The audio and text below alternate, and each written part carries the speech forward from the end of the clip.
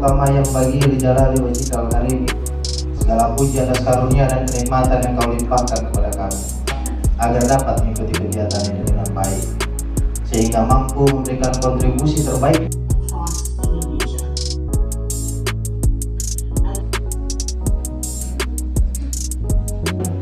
Mulai hari ini sampai selesai tanggal 13 Agustus 2024 di Hotel Borobudur, Jakarta. Juga sangat banyak untuk memperkaya produk ini. Satu sistem untuk logistik dan peralatan di tingkat daerah, bahkan yang paling kecil. Di sini mengusulkan, misalnya satu desa yang rawan bencana itu minimal dia punya satu tenda pengungsi. Untuk desa-desa yang rawan banjir setiap tahun misalnya, itu minimal dia punya satu perahu karet, dan itu diadakan melalui dana APBD, melalui dana desa. Dana desa nanti akan bisa digunakan untuk itu. Yang akan dibuka. Terima kasih. Assalamualaikum warahmatullahi wabarakatuh. Wacana perubahan tersebut telah muncul sejak tahun 2020. Didasari oleh evaluasi terhadap 21 perka dan 1 perbansisman lokal terkait tata kelola logistik peralatan dan tangguhnya sistem penanggulangan bencana. September 2018 adalah hari di mana kenangan pahit buat warga Palu tentang sistem manajemen logistik peralatan. Acara ini merupakan upgrading dari aturan-aturan terkait yang ada sebelumnya. Bahwa dengan bencana dianggap bahwa itu cukup menyelesaikan, sisanya 30% yang lainnya adalah yang terdukung dari perusahaan. Memang faktanya demikian bahwa banyak sekali yang memang main ini yang perlu diperhatikan. Dalam hal ini kemudian saya dibantu sama Mas Yoga terkait slide itu. Ini sedikit kita saya rasa biar agak efektif penggunaan gadget kita. Berharap teman-teman bisa nanti memakai HP-nya. Jadi bagian pengantar kecil dari proses implementasi ini.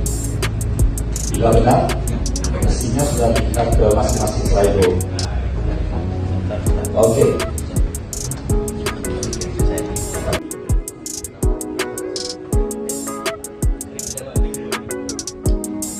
Saya Buntoro, saya dari BPKP. Bapak Ibu semua, saya ingin mungkin masing-masing.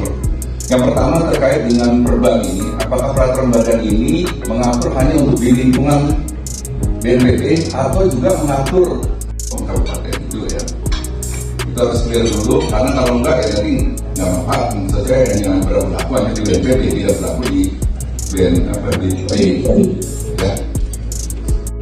Tapi sebagaimana tadi dimention oleh Pak Deputi pada pembukaan bahwa idealnya peraturan BNPB kerjasama waktu itu dengan konsorsium BUMN FPTRB, jadi agak ada logistiknya, jadi cukup lama saya di sana dan melihat.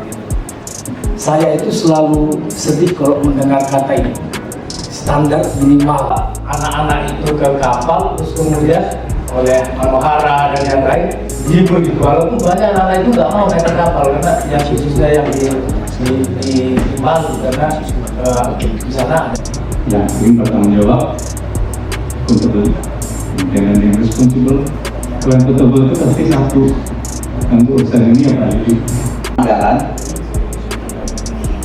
pengadaan, terus penyimpanan, distribusi, penggalan, penghapusan, terakhir pengawasan dan pengendalian. Kenapa kami membuat ini sebagai perbandingan saja? Kenapa ada anggaran? Yang tadi Ibu sampaikan, dari Bapak sampaikan kebutuhan berapa? Jadi BPKP ada apa di situ nanti yang sebagai pelaksana. Coba mungkin kami diminta tadi ada judul yang pertama Pak, yang tadi judul pertama Pak, yang tadi dalam bakal itu munculnya pertanda dengan BNPB-nya, dengan kementerian sosialnya dan sebagainya. Kalau provinsi, berarti itu harus tanggung jawab di provinsinya. Mereka mendapat berkah ada tanahnya. Kalau bupati ya bupatinya tanggung jawab dong. Kalau desa juga tanggung jawab berdasarkan peraturan ini. Karena kalau tidak berdasarkan peraturan ini, ya monetnya nanti mana-mana lagi, saya nggak tahu lagi mana lagi. Mungkin itu saran saya. Materi-materi yang dibutuhkan dalam logistik itu dalam wilayah yang justru rawan bencana. Berkaitan dengan bagaimana tanggap darurat, bagaimana rekonstruksi dan sebagainya. Nah, masukan dari kami, bagaimana sistem digitalisasi itu tentunya mengedepankan akuntabilitas. Mereka harus anggarkan dalam APBD mereka. Jadi tidak semua harus APBN. Ya. Karena kalau kita bicara mengenai resiliensi, ya, ketangguhan di satu daerah, itu salah satunya adalah adanya top of tadi untuk logistik dan peralatannya disediakan oleh daerah itu. Kalau kemudian kita punya namanya perkatnya, bagaimana tata kelola itu kemudian kita bangun. Nah, ini yang kita sebut sebagai klaster logistik BNPB. Jadi di sini ada Kementerian Kesehatan, tadi Pak Natalis sampaikan juga. Kalau barang-barang yang kaitannya dengan kesehatan, apakah juga BNPB? Mohon nanti kita akan undang khusus ya.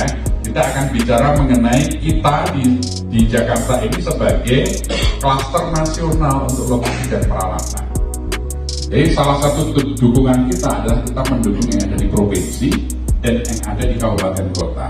Ada beras yang disimpan di sana, tidak akan itu diambil untuk masuk ke gudangnya BNPB, nggak perlu. Tapi pada masuk ke logistik karena logistik ada yang pangan, non pangan, dan yang non pangan itu ada lain. Misalnya radiokomunikasi itu termasuk. Ada pengaturan sendiri berkaitan dengan logistik dan peralatan.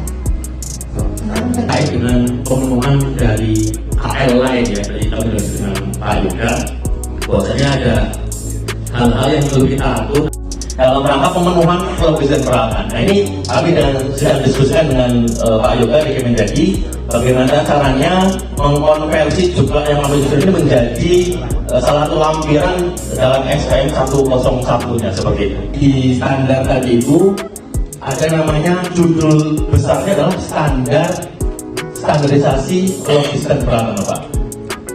Terima kasih Bapak Ibu sekalian atas kehadiran pada siang hari ini, dan saya sangat mengapresiasi dan jujur saya nggak mengira bahwa Bapak Ibu berperan aktif dalam kegiatan kami pada hari ini. Hal yang di sini adalah yang pertama memang mungkin kelompok rentan, ya, jadi bukan yang disabilitas, kelompok rentan yang akan kami lebih detailkan di dalam aturan ini. Dan jadi memang sepertinya memang belum mengerucut ke situ, karena ini memang sangat penting juga. Yang pertama, yang kedua adalah pengadaan barang dan jasa yang kita mengatur di peraturan LKPP. Karena sumbernya ini kan tidak hanya bersumber dari proses pengadaan, tapi juga ada juga penerimaan bantuan lain.